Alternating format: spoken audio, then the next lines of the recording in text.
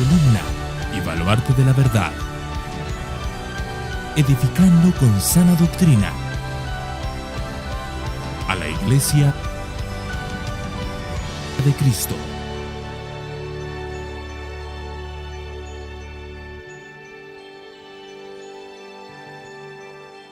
Habacuc capítulo 2, versículos 2 al 5.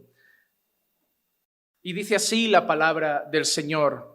Entonces el Señor me respondió y dijo: escribe la visión y grábala en tablas, para que corra el que la lea.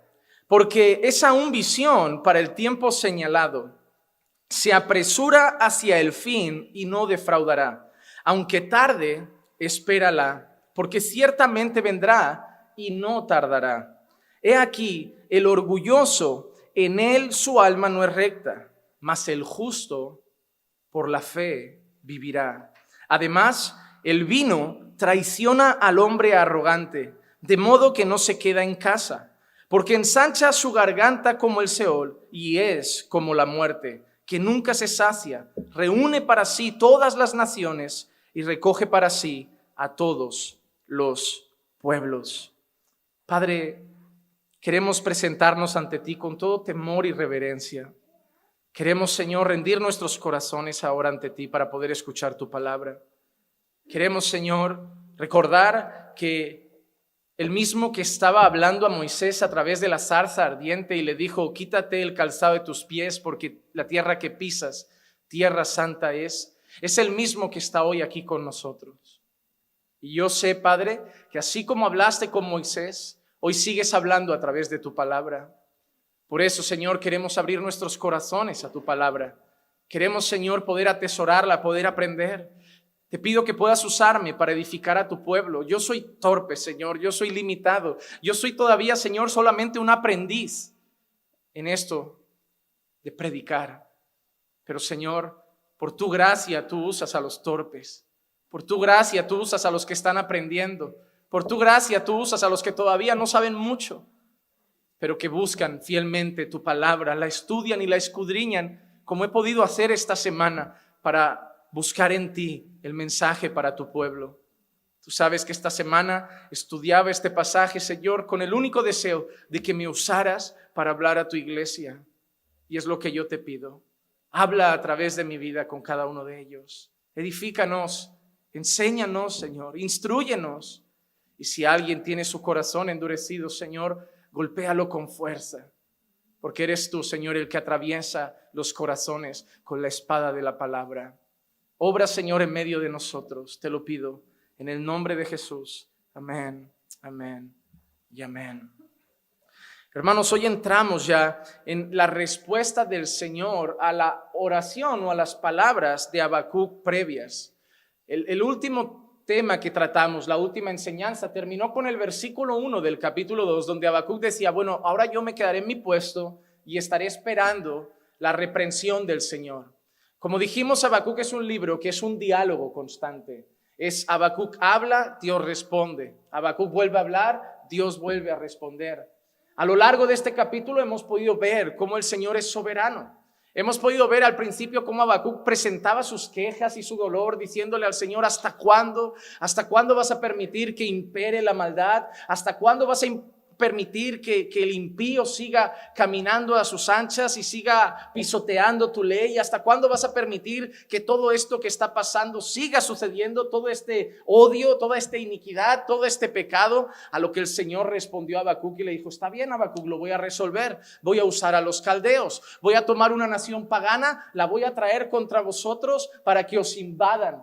Son feroces, son duros. Allí por donde pasan, ninguna nación queda en pie. Allí por donde andan, las casas se caen, la gente acaba esclavizada, los hombres acaban muertos, las murallas acaban destruidas. Y yo voy a tomar a esa nación y va a ser una vara en mi mano.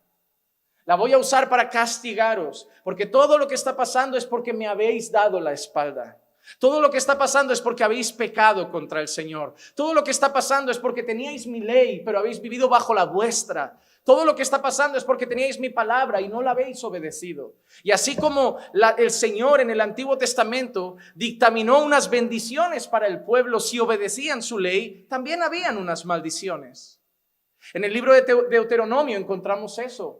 Y estas bendiciones seguirán si cumples estos mandamientos. Pero justo después también el Señor dice que si desobedecían su ley, vendrían una serie de maldiciones. Y el pueblo lo estaba experimentando. Había dado la espalda al Señor. Se había entregado a falsos dioses. Se había entregado al pecado. Ya no cumplían las ordenanzas de Dios. Y el Señor los iba a destruir con una nación pagana.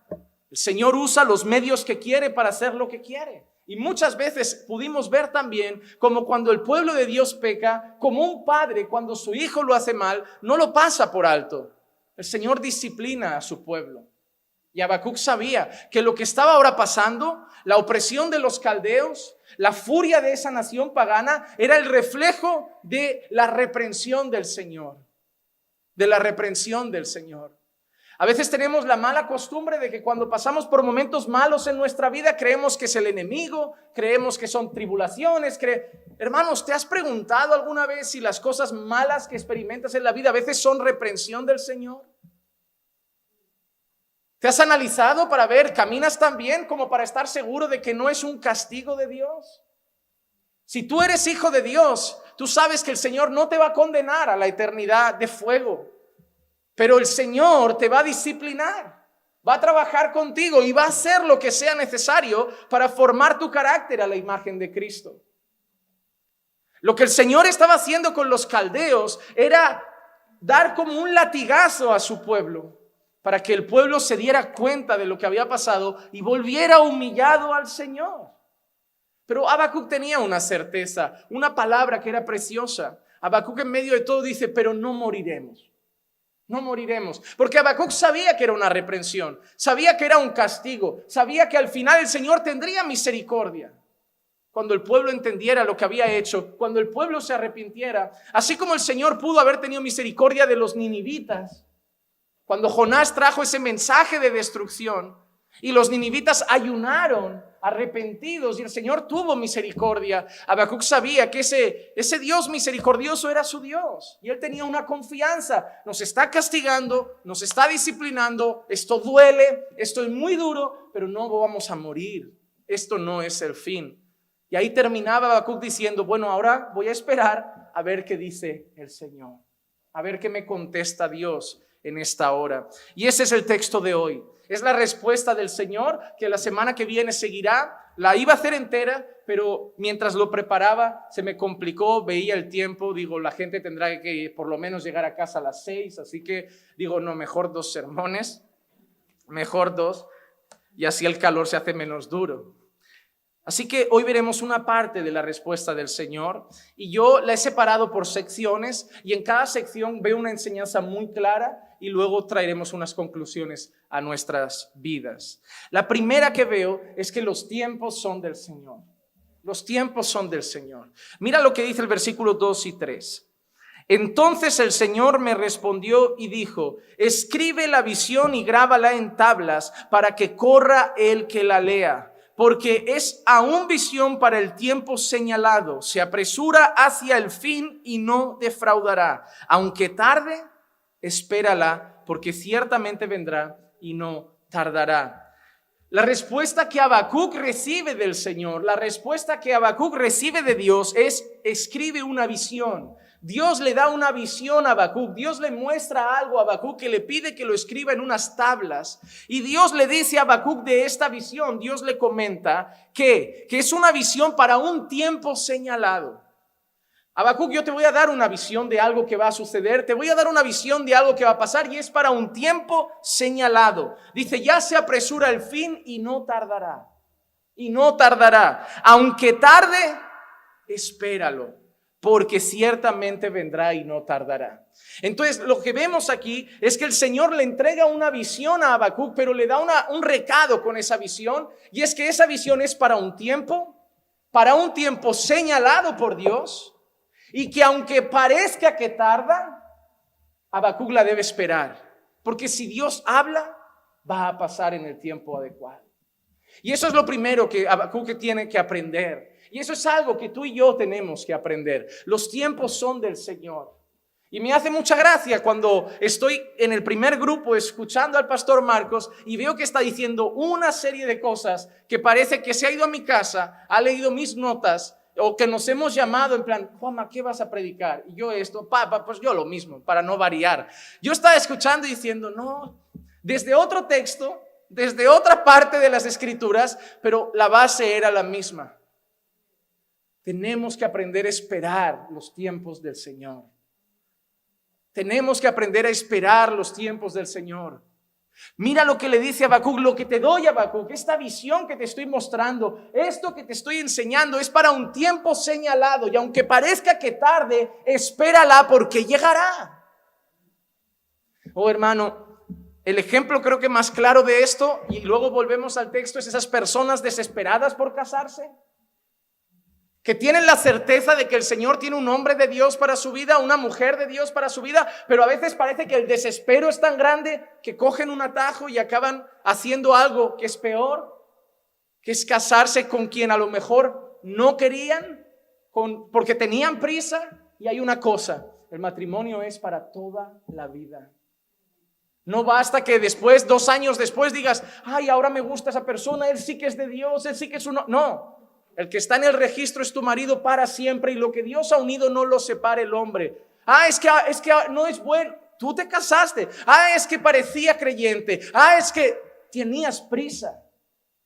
Y esas son las consecuencias de no esperar el tiempo del Señor. Hacemos viajes cuando no corresponde, iniciamos proyectos empresariales cuando no corresponde, tomamos decisiones personales cuando no corresponde, porque en vez de decir, Señor, haz las cosas tú y yo voy detrás, hacemos las cosas y le decimos, ahora tú bendice mis cosas. Voy a abrir una empresa y le digo, Señor, bendíceme. Y yo no quería que abrieras una empresa.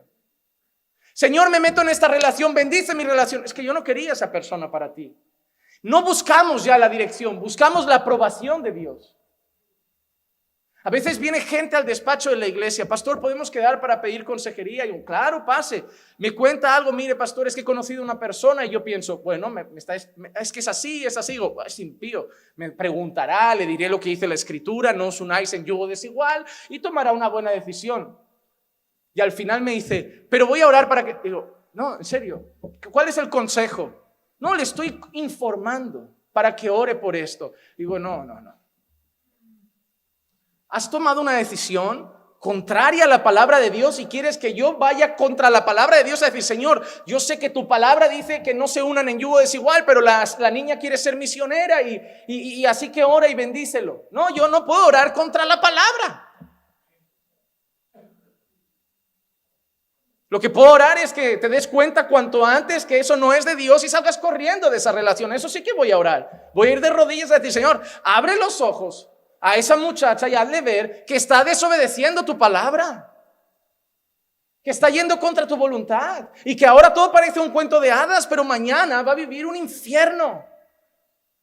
Va a levantarse a orar y el de al lado no orará, va a tener hijos y no va a tener un cabeza del hogar, va a venir a escuchar la palabra y cuando hablemos de maridos, amad a vuestras mujeres, no lo tendrá. Maridos, orad por ellas, no lo tendrá. Maridos, pastoreadlas, no lo tendrá. Y va a empezar a sufrir y llorar y pensar, ay, es que si me separo, pero ya entró. Y lo que sí dice la Escritura en Malaquías es, yo soy Dios y aborrezco el divorcio. No pidas que Dios bendiga tus planes, ora para conocer los planes de Dios. Sométete a su voluntad. No quieras que Dios haga la tuya, no quieras tomar tus decisiones y que luego vaya Dios respaldando todas tus cosas. Sométete a lo que Dios tiene para tu vida. Y el problema es que a veces no tarda, viene en el tiempo de Dios y nosotros lo queremos para allá. Y debemos entender algo, hermanos, que Dios tiene sus tiempos. La voluntad de Dios es perfecta. Y el Señor siempre traerá una voluntad a nuestra vida que sea conforme a lo que ha revelado en su palabra. Y vendrá en el tiempo de Dios. Nuestro deber es hacer 2 cosas. 1, someternos a su voluntad. Y 2, esperar en el tiempo señalado. Hermano, muchas veces los atajos solo llevan a despeñaderos. Es que la vida pasa rápido. Te digo yo que es mejor casarte 5 años y bien casado que estar 50 años casado sufriendo. ¿Sabes qué es peor que estar soltero? Estar mal casado. Estar mal casado. Y la gente anda con prisas por ennoviarse, parece que no saben vivir solos. ¿Saben qué? El Señor ama a la familia, el Señor bendice la familia, el Señor cuida a la familia, pero no deberíamos casarnos porque nos sentimos solos, porque según la Escritura el Señor debería completarnos. Yo no me caso con Clicia porque siento un vacío en el corazón. A mí me tiene que llenar el Señor. Ella viene a mi vida para que juntos sirvamos a ese Dios que a los dos nos completa. Porque ¿qué pasa si mañana enviudo? Me tiro de un puente.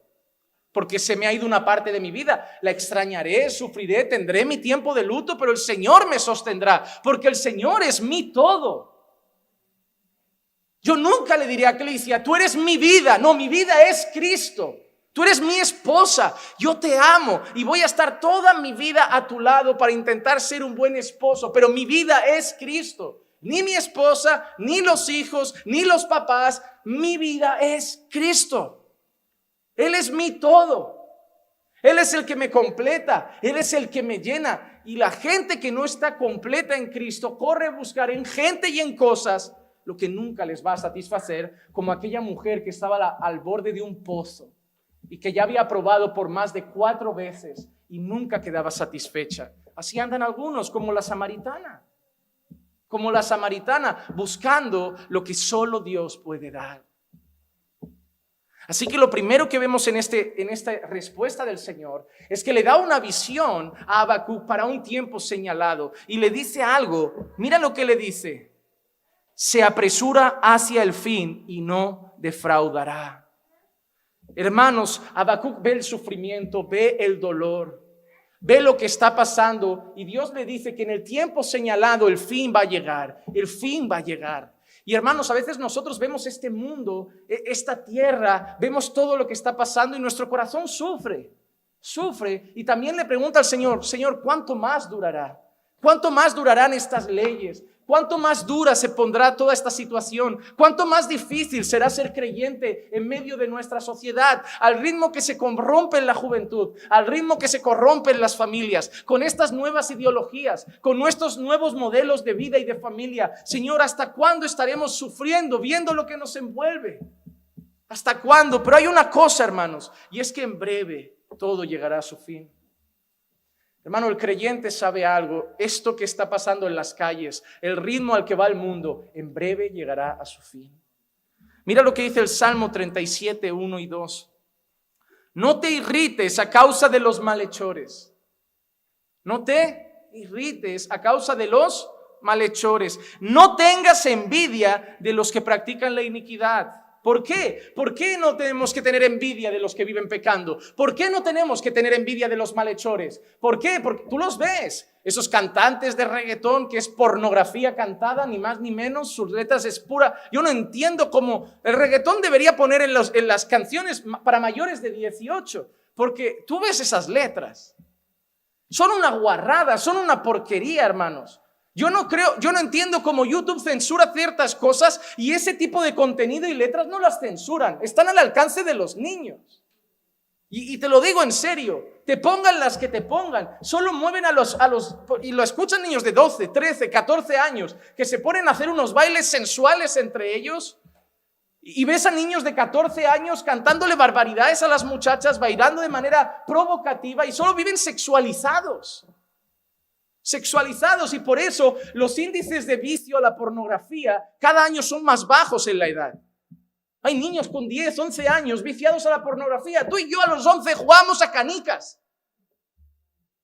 Tú y yo a los 11 llegábamos con el sudor lleno de barro, de haber pasado la tarde chutando una pelota sin bambas, sin zapatos. Daba igual. Tu madre disfrutaba, venías, llegabas y todo embarrado, con ropa y todo al baño. Ahora con 10 años solo están hablando de novias, de novios, de un rollo, de un lío. de me gusta, no me gusta, tocándose, fumando, bebiendo. Y yo digo, ¿qué pasó? Y nuestro corazón piensa, ¿hasta cuándo? Ellos creen que disfrutan, ellos creen que son libres, ellos creen que eso es la vida, ellos creen que eso es disfrutar, ellos creen que es gozar, y el mundo está ahí dando a sus placeres y a su iniquidad. Pero el salmista dice, no tengas envidia de ellos. ¿Por qué? Porque el verso 2 dice, porque como la hierba pronto se secarán y se marchitarán como la hierba verde. El Señor dice, no les envidies, parece que disfrutan, les queda poco, les queda poco. Porque el día que sus ojos se cierren en esta tierra, se acabó la fiesta. Porque por mucho que las películas cuando muestran el infierno parece que es Las Vegas, no es así.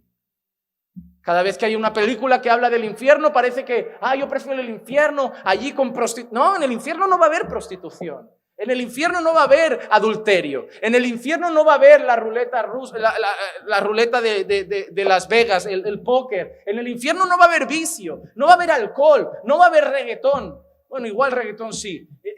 Porque si va a haber lloro y crujir de dientes, tiene que haber algo que lo provoque. Y a mí lo único que me provoca algo parecido a lloro y crujir de dientes es Maluma y esta gente. Es lo único, es lo único. Yo no sé como en algo que se llama música puede estar Mozart y Maluma. Yo no sé cómo es lo mismo. Pueden haber dos personas tan opuestas, pero bueno. Tiene que haber una categoría mala para entender la que es la buena. Y para eso existe el reggaetón. Entonces, hermanos, lo que es cierto es que la Biblia, cuando describe ese lugar, lo describe como un lago de fuego donde no son consumidos, donde hay lloro, donde hay crujir de dientes y donde va a ser por toda la eternidad. Por eso el Señor dice, no los envidies. No tengas envidia de los que practican la iniquidad, no tengas envidia de los que viven en pecado, no tengas envidia de los que parece que están disfrutando y te miran a ti como si te estuvieras privando de la alegría. Piensa que se van a secar como la hierba y que cuando cierren sus ojos, aunque en el tanatorio toda su familia diga descansa en paz, no tendrán paz.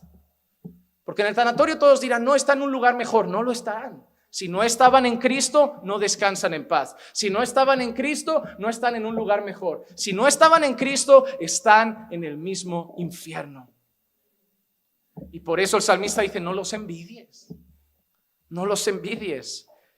La otra cosa que entendemos es que todo tiene su tiempo. Para ellos el juicio está cerca, pero en la vida todo tiene su tiempo. Eclesiastés 3:1 dice, hay un tiempo señalado para todo y hay un tiempo para cada suceso bajo el sol. Hay un tiempo para cada suceso bajo el sol.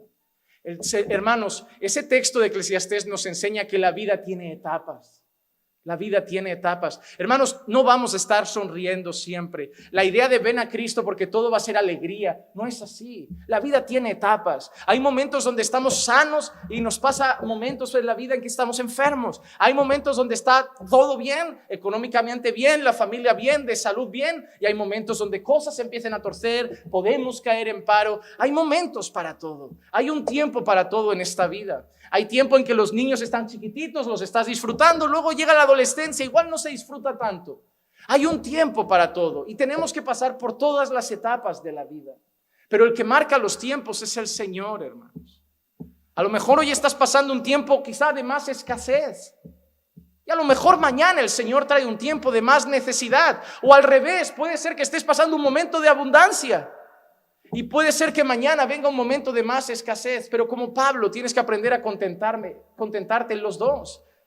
Aprendí a gozarme en la abundancia y aprendí a gozarme en la escasez. Tú tienes que aprender a gozarte en cualquier tiempo que estés viviendo.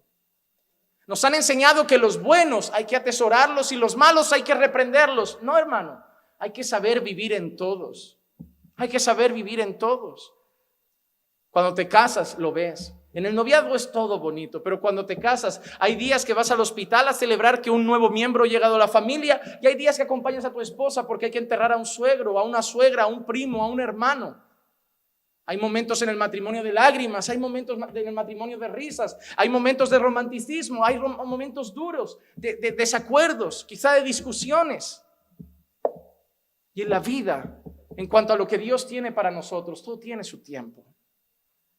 Todo tiene su tiempo. Hermanos, nosotros no solo llevamos este reloj para saber qué hora es ahora, pero no controlamos los tiempos. Una cosa es el cronos, esto, minutos, segundos, horas. Otra cosa es el kairos, el tiempo del Señor. El tiempo del Señor. Yo en esta iglesia lo he visto. Hermano, yo siempre supe que el Señor iba a hacer algo con Caminando por Fe en esta ciudad. Y pasaban los años y parece que la cosa iba para atrás. Llegaron divisiones, llegaron problemas. Y parece que te empiezas a percibir como, bueno, pues algo estará mal, o será que no va a ser así. Pero los 2 últimos años, los que somos de la casa, hemos visto lo que ha pasado. Hay gente que no sabemos ni los nombres, no para de llegar gente y llega de no sabemos dónde. Y llegan.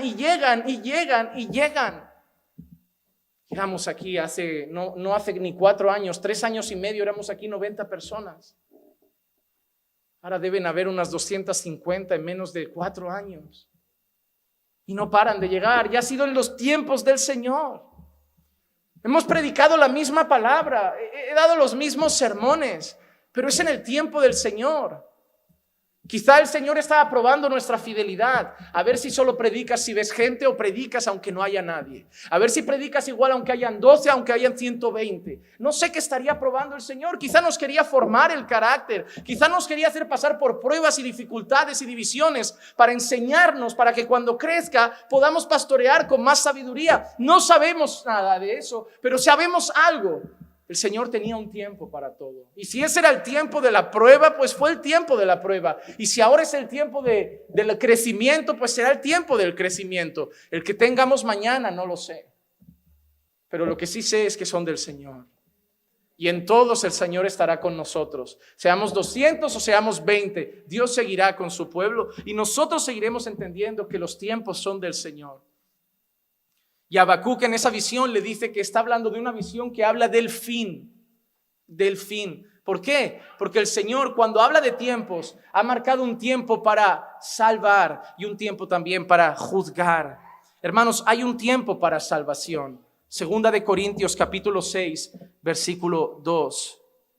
Dice así: y como colaboradores con Él, también nos exhortamos a no recibir la gracia de Dios en vano, pues Él dice: en el tiempo propicio te escuché y en el día de salvación te socorrí. He aquí, ahora es el tiempo propicio. He aquí, ahora es el día de salvación. Mira estas palabras del Señor. En el tiempo propicio te escuché y en el día de salvación te socorrí. Y dice, ahora es el tiempo propicio. Ahora es el día de salvación. No es cuando tú pensabas. No es cuando tú querías. El Señor ha determinado un día para socorrernos, ha determinado un día para salvar. Hermanos, yo no sabía que un día conocería al Señor, no estaba en mis planes, pero el Señor determinó un día para salvación para mi vida. A veces han pasado cosas difíciles en nuestra vida y estamos orando de semanas, meses, años, y el Señor ha socorrido en el tiempo propicio. Hermano, tú tienes que orar al Señor, clamar al Señor, pero sobre todo esperar en el Señor. Puede ser que lleves 1 año predicando a tu familia, 5 años orando por tus hijos. No desistas. Escucha al Señor. En el tiempo propicio te escuché. En el tiempo adecuado yo hice lo que tenía que hacer. El Señor tiene su tiempo. Y si el Señor tiene en su plan salvar a los tuyos, lo hará, pero no lo hará cuando tú quieras, lo hará en el tiempo de Él. Hermano, yo no te puedo decir, Dios va a salvar a tus hijos. Yo no estoy en este púlpito para prometer cosas que no sé. Yo no te puedo decir, Dios salvará a tu marido. Yo no te puedo decir, Dios salvará a tus hijos. No te puedo decir, Dios salvará a tus padres. Pero te puedo decir algo, si Dios los quiere salvar, nadie lo va a impedir. Yo solo puedo decir lo que la Biblia dice. Si fuera tan fácil, entonces estaríamos todos tranquilos, sabiendo que todos nuestros padres y hijos un día llegarán al Señor, pero no tenemos esa certeza. Pero sí tenemos una, aunque su corazón esté endurecido, aunque ellos hoy no lo quieran, aunque hoy no quieran saber del Señor, aunque hoy amen el pecado, si Dios los quiere salvar, así como llegó el día de nuestra salvación, llegará el día de ellos. Sigue orando por tu familia, sigue orando por tus seres queridos y confía en los tiempos del Señor. Él lo hace si quiere, cuando quiere y a la manera de Dios. Pero si Él quiere hacerlo, nadie lo puede impedir. Nadie lo puede impedir. Nadie aborrecía más la religión que yo en esta vida. Hermano, yo literalmente sentía asco por la religión. Asco, odio, odio. Para mí la religión era lo peor que le había pasado a este mundo. Así me crié, así crecí, ese era mi pensamiento. Lo que promovía las guerras eran las religiones, lo que promovía el odio entre las personas eran las religiones, lo que promovía la desigualdad eran las religiones, los líderes religiosos eran los que gobernaban, los líderes religiosos eran los que manipulaban. Aquí en nuestro país, por muchos años, la iglesia cogía de los impuestos sin pedir permiso, la iglesia se llevaba su parte sin pedir permiso. Hoy a lo mejor vas a hacer la declaración y te dice, pon la X en la casilla de la iglesia. Antes no se ponía, antes se lo llevaban y punto. Antes ellos eran los reyes y eso fomentaba el odio. Más allá de la historia de España, de la Santa Inquisición y de haber visto tamañas atrocidades, uno crece con un odio. Por eso cuando gente me venía a lo mejor a hablar del Señor por la calle, evangelizar, mi respuesta, como la de muchos españoles, es: yo no quiero saber nada de religión. Mi problema no era Dios. Mi problema eran sus representantes. La historia de nuestro país es una historia donde sus representantes, los que decían ser sus representantes, empezaron a salir noticias: Inquisición, monjas que se robaban niños para dárselos a familias ricas, un montón de casos de pedofilia. ¿Qué provoca eso en tu corazón? ¿Eso es el pueblo de Dios? Claro, yo no conocía la iglesia evangélica, era lo único que conocía por religión. ¿Qué nace en tu corazón? Eso es lo peor de la sociedad. Los violadores de niños, las que hacen eso, roban impuestos, hacen esas cosas. No, yo no quiero saber nada. Yo no quiero saber nada. Pero el Señor tenía otros planes. Y pasé de odiar la religión a ser un precursor de la palabra del Señor. Pero solo le pido una cosa a Dios en mis oraciones, y eso se lo digo a ustedes de forma personal. Que si lo mal que hicieron muchos representantes hacía que yo sintiera odio por la religión, le digo que al Señor al menos a mí me ayude a ser un fiel testimonio para que viendo mi vida la gente tenga deseos de conocer la religión. Yo no quiero ser parte de aquellos que la gente dice la iglesia está llena de hipócritas. Yo quiero ser de aquellos que dicen yo conozco a alguien que cambió mucho cuando empezó a ir a la iglesia y que la gente tenga ganas de conocer ese lugar. Así como nuestro testimonio puede apartar a muchos, nuestro testimonio también puede mostrar a otros siendo luz. Pero hay una cosa, hermanos, Dios tiene un tiempo para salvar, pero también tiene un tiempo para juicio. Dios tiene un tiempo para juicio. Hechos capítulo 17, versículo 31 dice: porque Él ha establecido un día en el cual juzgará al mundo en justicia, por medio de un hombre a quien ha designado, habiendo presentado pruebas a todos los hombres al resucitarle de entre los muertos. En este discurso vemos que Dios ha determinado un día en el que juzgará al mundo con justicia por medio de un hombre. ¿Qué hombre que ha designado el Señor para juzgar al mundo? Dice que el Señor lo ha testificado resucitando a ese hombre de entre los muertos.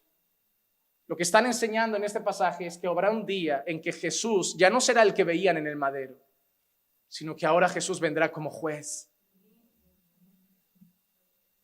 Y todos los que gritaron crucifícale estarán delante de él otra vez. Y Barrabás estará delante de él. Y Pilato, al lavarse las manos, estará delante de él. Herodes estará delante de él. Caifás estará delante de él. Los que le clavaron la corona de espinas estarán delante de él. Los que le dieron los latigazos estarán delante de él. Aquel que no abrió su boca, aquel que sudó sangre en Getsemaní, aquel que dio su vida por nuestros pecados, volverá, pero esta vez volverá para juzgar a las naciones. Esta vez no será el cordero, esta vez será el león. Esta vez no estará enmudecido, esta vez dictará sentencia. Y eso es lo primero que tenemos que ver hoy. El Señor tiene un tiempo para todo. Y Habacuc le está diciendo, Habacuc, llega el día en que esto tendrá fin. Llega el día en que esto tendrá fin. Y así nosotros en nuestra vida debemos saber, hermanos, tres cosas. Número uno, todo tiene un tiempo. y está en las manos del Señor. Número 2, hay un día para salvación, un día para el socorro.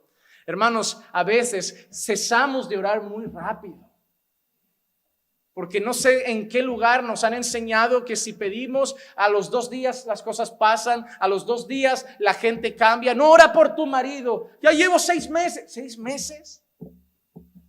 Hay hombres en el Antiguo Testamento que esperaron 25 años para ver la promesa de Dios cumplida. Y tú llevas 6 meses orando por tu marido y ya te estás quejando y ya estás reclamando. Sigue orando. Sé como aquella mujer que dice que le pedía a un juez: ayúdame, ayúdame, ayúdame. Y volvía otro día, y volvía otro día, y volvía otro día, y volvía otro día, hasta que el juez, que dice que ni temía a Dios, ni temía a los hombres, dijo: mira, ni temo a Dios, ni temo a los hombres, pero eres tan pesada que voy a hacer. Literalmente es eso. Dice: eres tan pesada que voy a hacer lo que me dices, solo para que dejes de aparecer en mi puerta. Ese hombre es como que salía de casa: cariño, me voy al trabajo, me voy a juzgar. Y está la señora ahí: juez, y me ayuda, y lo mío, ¿lo ha visto? ¿Ya lo ha mirado? ¿Ya está estudiando el caso? Ya lo veo. Ahí el juez sale a las 5 de la tarde del trabajo, de camino a casa, y está en la puerta la señora. Y ya, hoy puedo verlo, hoy ya sabe algo. No, estamos estudiando, estamos analizando. Al día siguiente vuelve a salir del trabajo y está ahí la señora. ¿Y qué? Ya se analiza, así día tras día. El juez no quería ayudarle. El juez lo que quería ir al trabajo en paz. Pues el Señor dice algo curioso, que así Él también responderá a nuestras oraciones.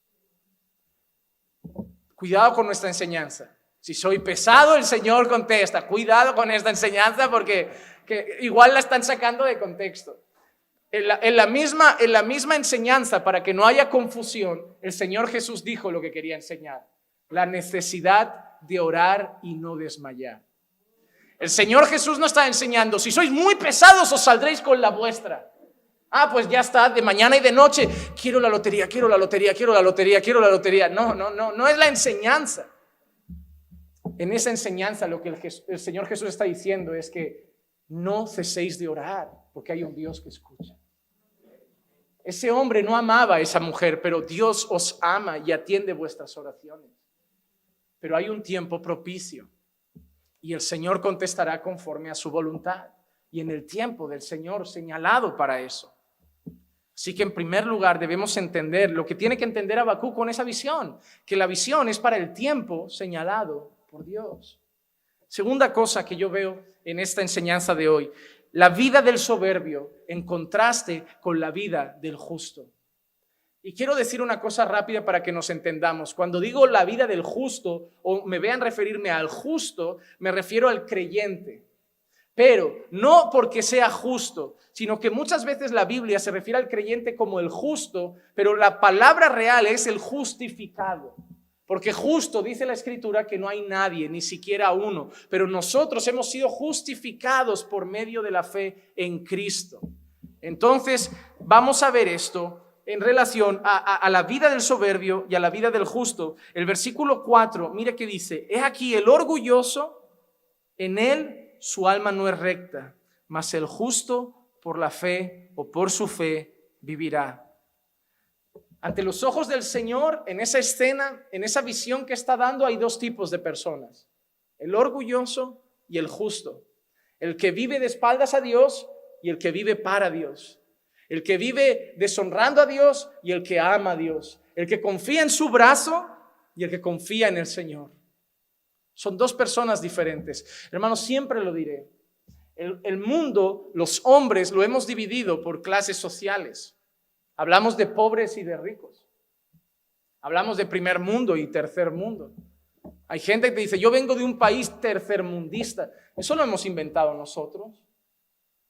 Nosotros hemos hecho las categorías. Nosotros hemos dicho que los europeos tienen más valor que los latinos.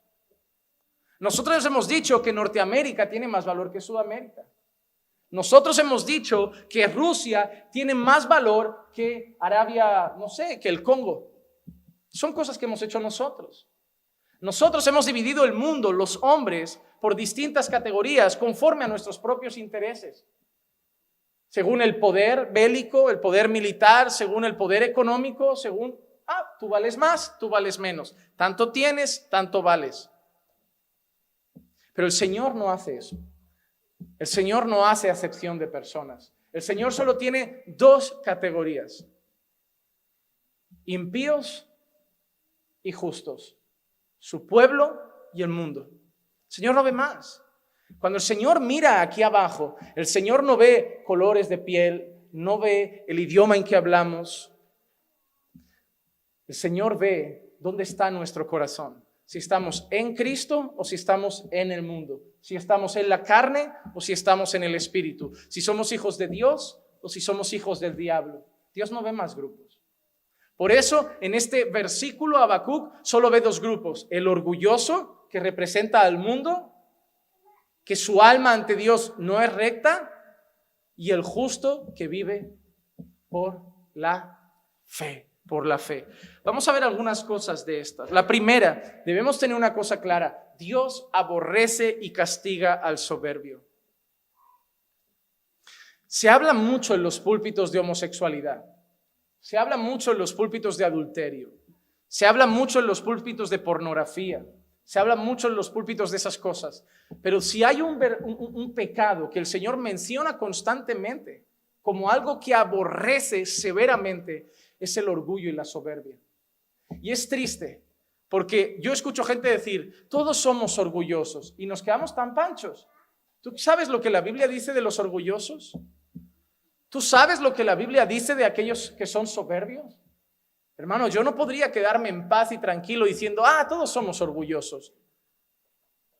No debería estar tranquilo. ¿Por qué? Proverbios 8:13 dice: el temor del Señor es aborrecer el mal, el orgullo, la arrogancia, el mal camino y la boca perversa yo aborrezco.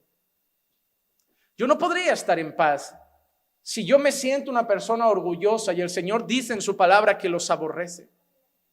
Yo no me podría sentir en paz si me siento una persona soberbia y la palabra dice que el Señor los aborrece.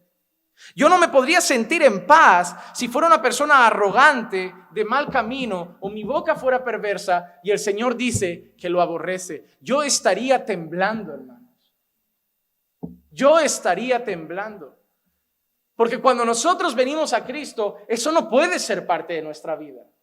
No puede ser que luchemos para quitarnos vicios como el alcohol, como la inmoralidad sexual, como la mentira, como tantos otros, y decir: no, pero el orgullo ahí se quede. No, hermano, hay que orar contra el orgullo. Hay que ayunar contra el orgullo. El Señor Jesús quiere que seamos mansos y humildes como Él. Hermano, hay que romper el orgullo de los corazones. Y el orgullo tiene una cosa que normalmente o te ciega y no lo reconoces, o se muestra muy sutil. Cuando tu esposa te corrige, ¿cómo reaccionas? ¿Orgullo? Cuando te corrigen en la iglesia, ¿cómo reaccionas? ¿Orgullo? Cuando el hermano te dice algo y tú le dices: tú no eres para corregirme, yo como mucho hablo con el pastor. ¿Orgullo? ¿Nadie te puede corregir? ¿Nadie te puede decir nada? Tu mujer no te puede mostrar tus defectos, tu esposo no te puede mostrar tus defectos, tus hijos no te pueden mostrar tus defectos, nadie se puede meter en tu vida. Eres de los que siempre contesta: el que estoy libre de pecado que tire la primera piedra, porque te molestó la pedrada. Eres el que contesta: no juzgues para no ser juzgado, porque te molestó que te corrigieran. Orgullo. Porque si realmente fueras humilde y dijeras: ¿de qué me voy a quejar si es que soy así?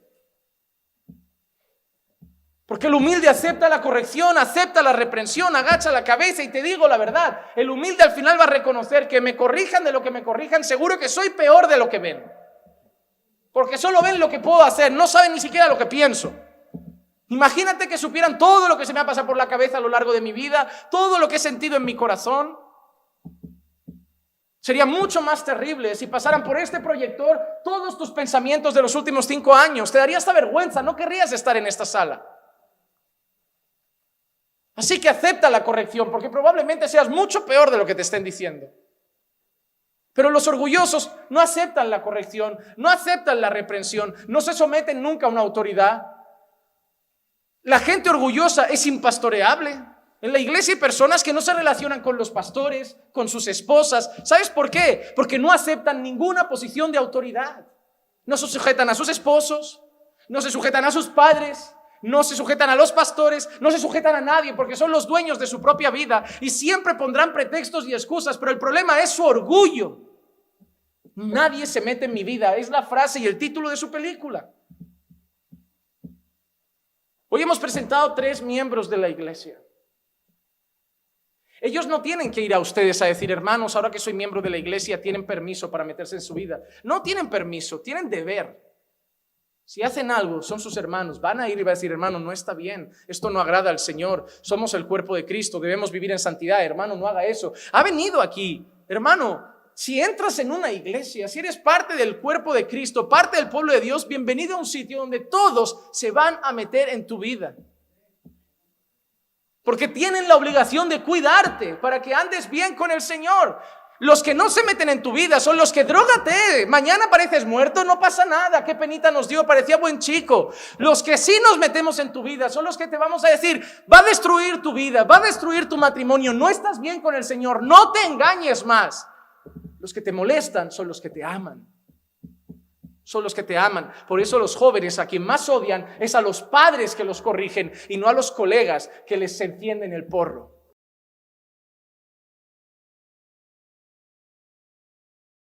Y en la iglesia pasa igual.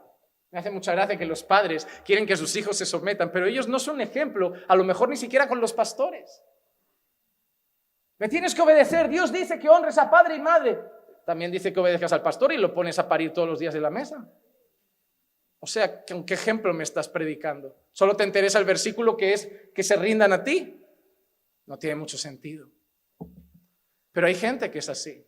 Solo quiere las partes que son su beneficio. Hermano, tenemos un serio problema con el orgullo y tenemos que romperlo de una vez por todas.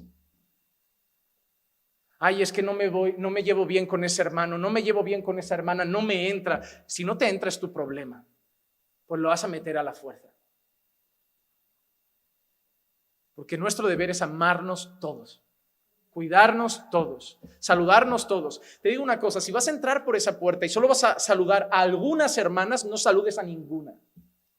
Si vas a entrar por esa puerta y solo vas a saludar a algunos hermanos, no saludes a ninguno. Si te levantas para saludar a una hermana, te levantas a saludar todas. Porque acepción de personas solo muestra orgullo, favoritismo y que tienes un serio problema en el corazón. Y aquel que no ama a su hermano sigue en tinieblas. Se habla mucho de pornografía, pero no se habla mucho de estas cosas. Porque como son comunes tenemos que aceptarlas. No las tenemos que aceptar. El Señor Jesús era manso y humilde. Y ese es nuestro ejemplo. Isaías 2:12, mira qué dice: porque el día del Señor de los ejércitos vendrá contra todo el que es soberbio y altivo, contra todo el que se ha ensalzado y será abatido. Hermano, el día del Señor vendrá contra los soberbios, contra los orgullosos, contra los altivos, porque no hay nada que refleje menos a Cristo que el orgullo.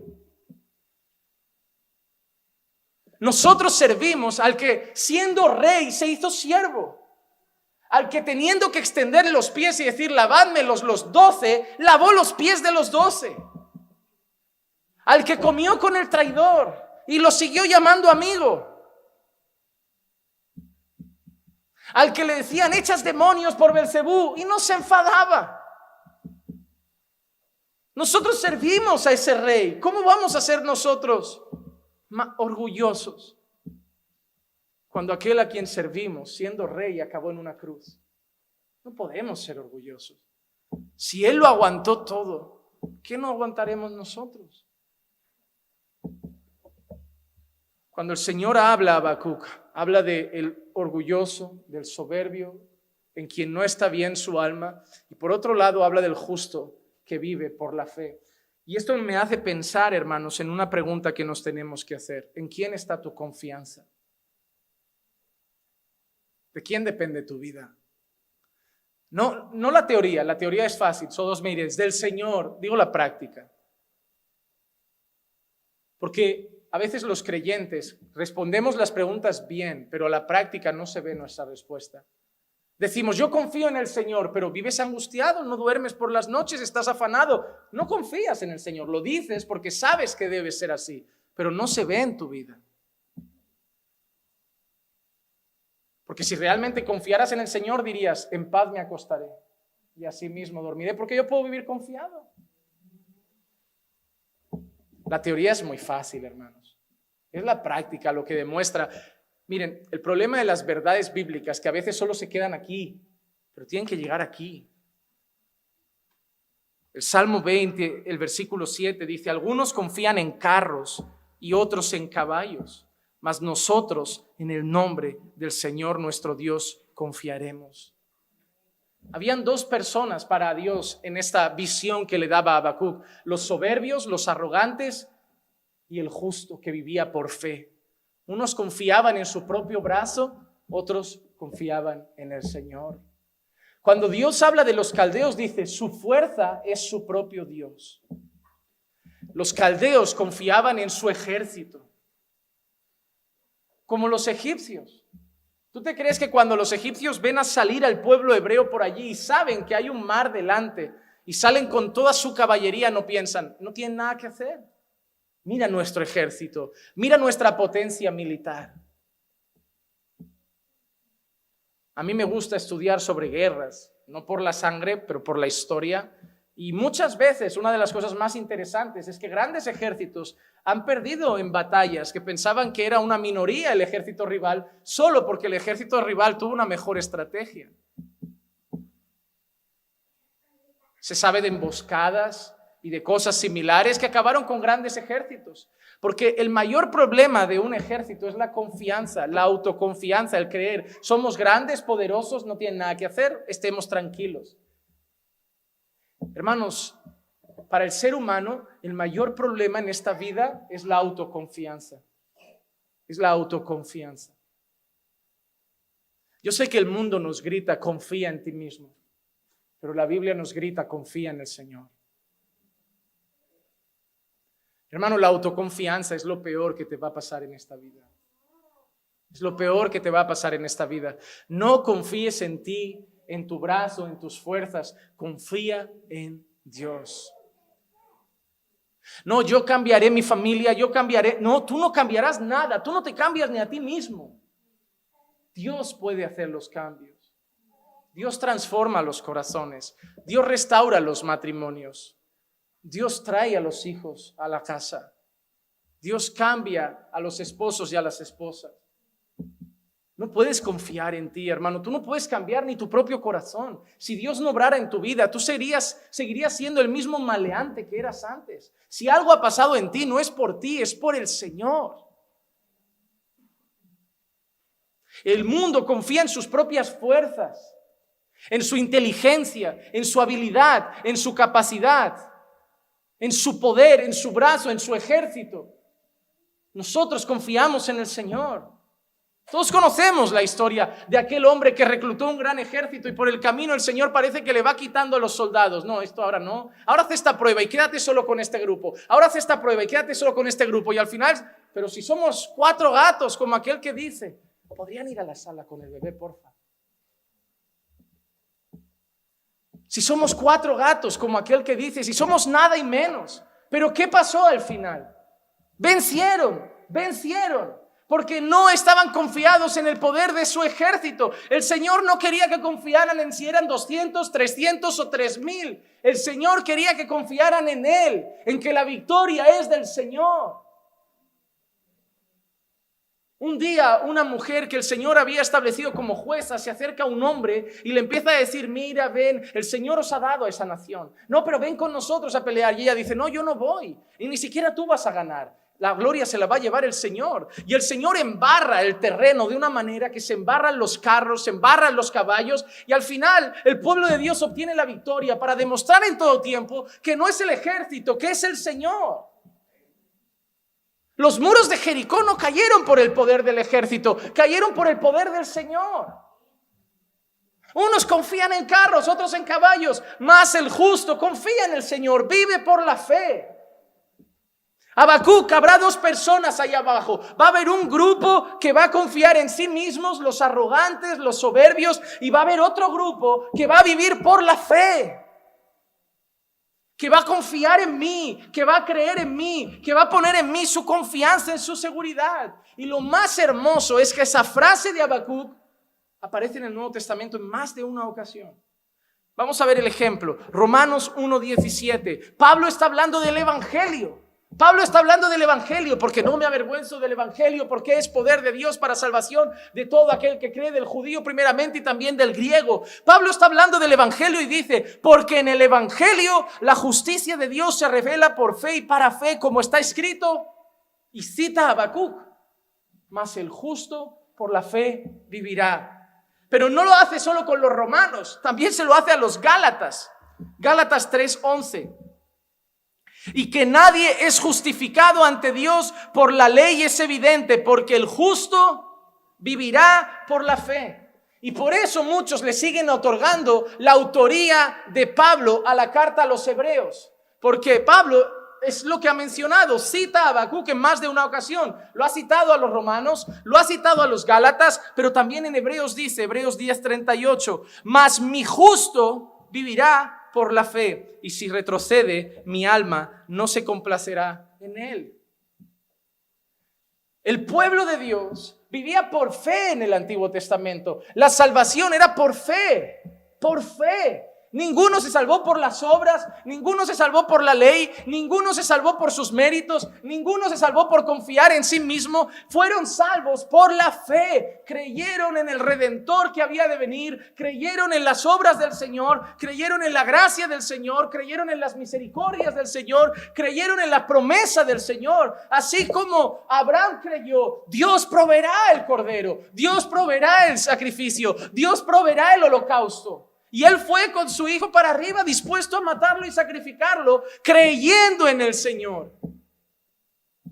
No fue lo que Abraham hizo. Lo que Abraham hizo demostró que Abraham creyó al Señor, como veremos este jueves en la carta de Santiago, donde Santiago da el ejemplo de Abraham y de Rahab. Entonces Pablo sigue diciendo constantemente, el justo vive por la fe. El justo no confía en su obediencia, el justo no confía en su buen comportamiento, el justo no confía, yo vivo de tal manera, seré salvo. No, yo vivo por la fe.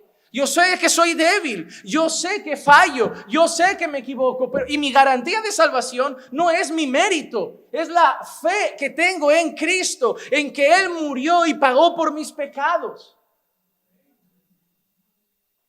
Porque por las obras de la ley nadie puede ser justificado. Pero Pablo dice, pero tenemos paz para con Dios al haber sido justificados por la fe en Cristo. Y Habacuc es esa palabra la que dice. Dios le dice a Habacuc, Habacuc, allá abajo hay gente que confía en ellos, pero hay gente que se va a salvar, hay gente que va a terminar bien porque ellos viven por la fe. Hermanos, el pueblo de Dios ha vivido por la fe desde Génesis. Porque pondré enemistad entre tu simiente y la simiente de la mujer. Él le herirá en el calcañar, pero él le pisará la cabeza. Ahí tienes ya algo para creer. Todos creyeron, llegará esa simiente, Cristo, y pisará en la cabeza de la serpiente, pisará en la cabeza de Satanás. Y lo hizo en aquella cruz. Resucitó al tercer día, demostrando que venció las tinieblas, el infierno y la muerte. Y ahora nosotros creemos en Él. Y vivo por lo que Cristo ha hecho, no por lo que yo puedo hacer. Yo no creo en mi poder, creo en el poder de Dios. Cuando yo vengo a predicar y digo, Señor, yo no sé hablar muy bien, yo no soy muy elocuente, yo no soy el más académico, yo no soy el más intelectual, soy hasta medio bruto por lo que dice la gente y parece que siempre estoy enfadado. Pero tú puedes hacer algo.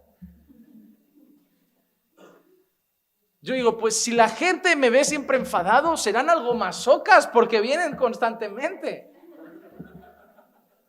Hay gente que le gusta, porque hay gente que al final me dice, me gusta porque me da duro. Le digo, tú eres muy raro, chico. Digo, hazte mirar eso. Esas prácticas son extrañas. Pero ¿por qué Dios ha hecho esto con un predicador duro?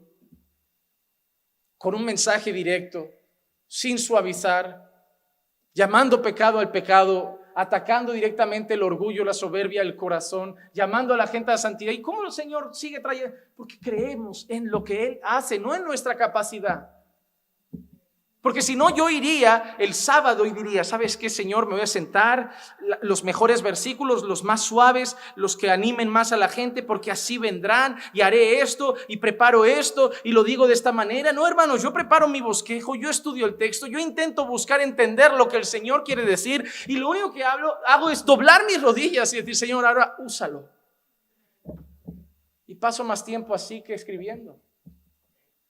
Porque el mensaje es perfecto, su palabra no necesita ser cambiada, no necesita ser modificada. La palabra como mucho la estropeo yo cuando la explico, porque es perfecta. Lo que se tiene que preparar no es el mensaje, es el mensajero. Yo siempre me presento ante Dios y digo, Señor, tu palabra es perfecta, tu mensajero no, pero úsalo.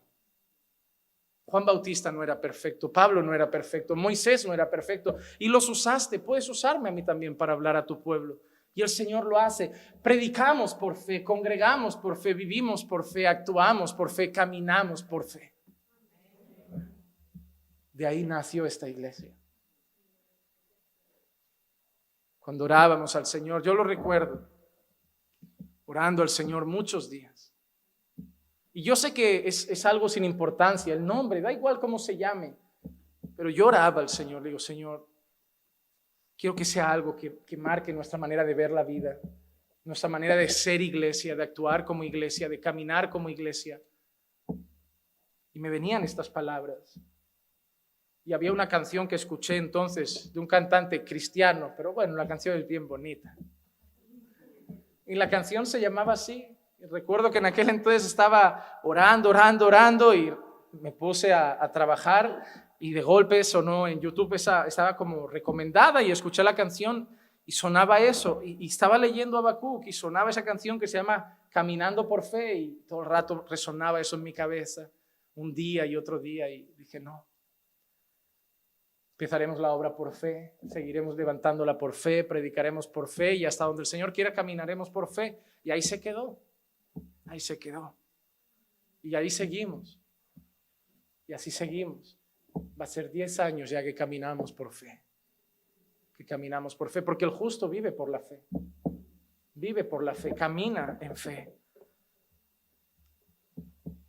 Y termina el texto con un sabor un poquito amargo, el fin de los impíos. Para nosotros no es una palabra alarmante, pero el Señor le muestra a Habacuc cómo terminarán los impíos. Y mira qué dice el versículo 5, además, el vino traiciona al hombre arrogante, de modo que no se queda en casa, porque ensancha su garganta como el Seol y es como la muerte, que nunca se sacia. Reúne para sí todas las naciones y recoge para sí todos los pueblos. A lo largo de la Escritura hay varios textos que hablan del vino como algo que viene del Señor, como algo que alegra el corazón. Pero hay una gran cantidad de textos que también relacionan el vino como algo de los impíos. Parece que lo que cambia no es tanto el vino, sino en la mano de quien está. En la mano de quien está. Pero muchas veces la Escritura, cuando habla del vino y del impío, mira qué cosas suceden. Proverbios 21, el vino es escarnecedor, la bebida fuerte alborotadora, y cualquiera que con ellos se embriaga no es sabio. Proverbios alerta mucho sobre el vino. Todos recordamos lo primero que pasó después del arca de Noé. Todo parecía tan bonito, fue bajar del arca y ya se lió otra vez.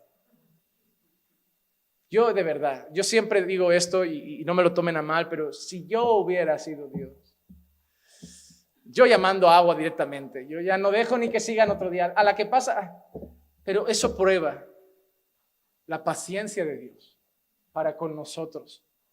Porque hermano, tú y yo somos como ese Noé.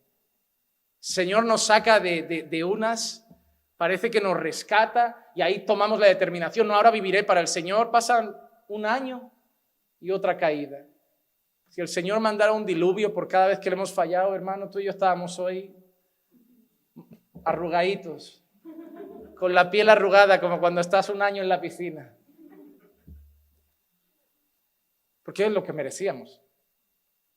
Es lo que merecíamos.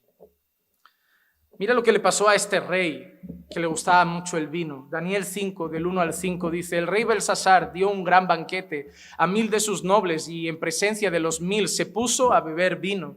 Mientras saboreaba el vino, Belsasar ordenó traer los vasos de oro y plata que Nabucodonosor, su padre, había sacado del templo que estaba en Jerusalén. No solo vivía vino, sino que empezó a beber con los utensilios sagrados del Señor que Nabucodonosor se había traído, para que bebieran ellos, el rey y sus nobles, sus mujeres y sus concubinas. Entonces trajeron los vasos de oro que habían sido sacados del templo, la casa de Dios que estaba en Jerusalén, y el rey y sus nobles, sus mujeres y sus concubinas bebieron en ellos. Bebieron vino y alabaron a los dioses de oro y plata. No solo usan los utensilios sagrados para una fiesta, para una borrachera, sino que además empiezan a adorar a falsos dioses. Mira cómo sigue: de bronce, de hierro, de madera y de piedra. De pronto aparecieron los dedos de una mano humana y comenzaron a escribir frente al candelabro sobre lo encalado de la pared del palacio del rey, y el rey vio el dorso de la mano que escribía.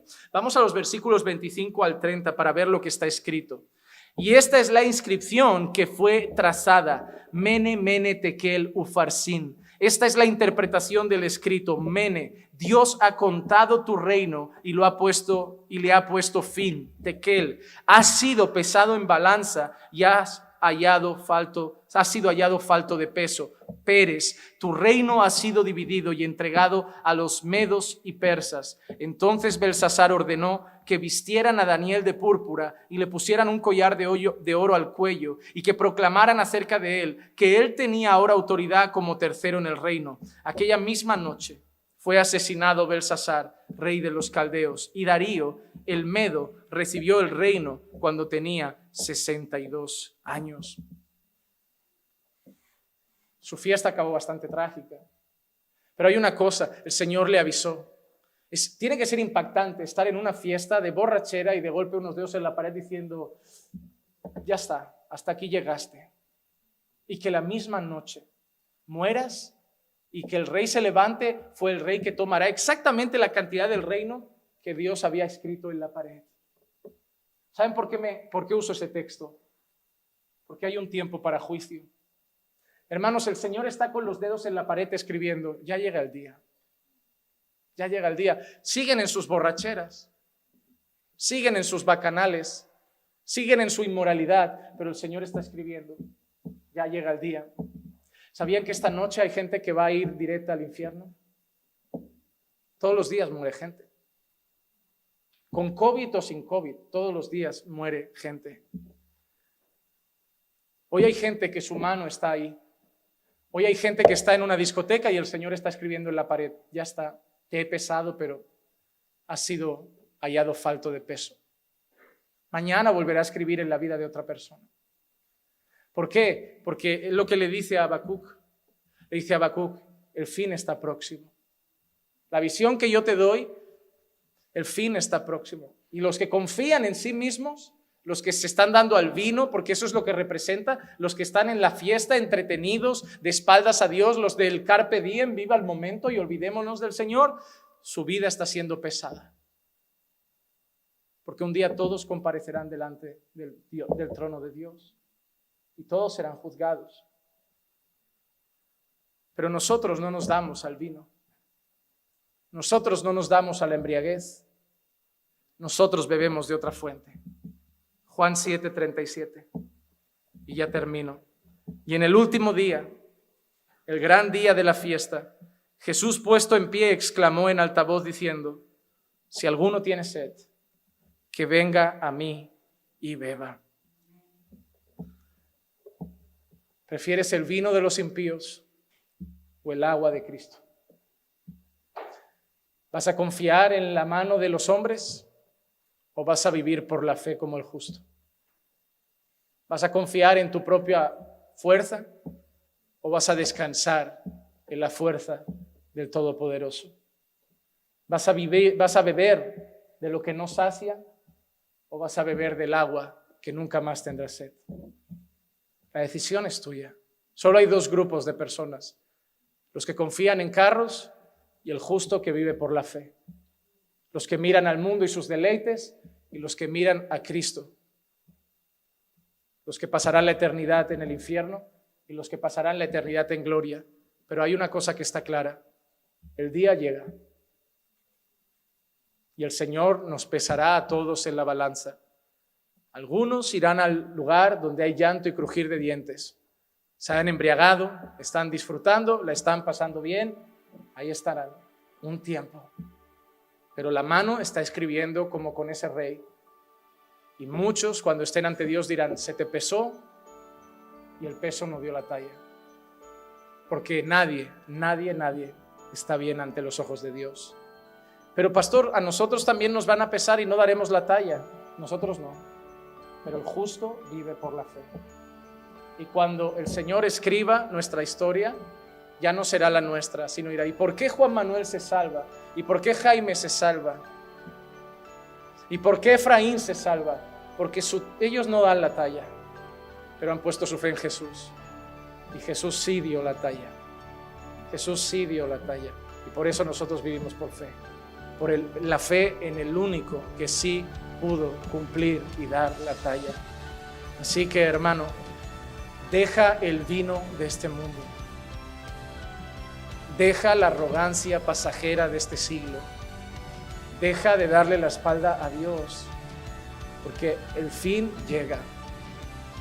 Pon tu fe en Jesús. Arrepiéntete de tus pecados. Confiésate como un pecador que necesita beber de la única agua que puede dar vida. La fuente que nunca se seca y el agua que todo lo sacia. Corre a Cristo, porque es lo que Habacuc estaba oyendo. Poned vuestra fe en mí. Poned vuestra fe en mí. El justo vive por la fe. Vamos a ver.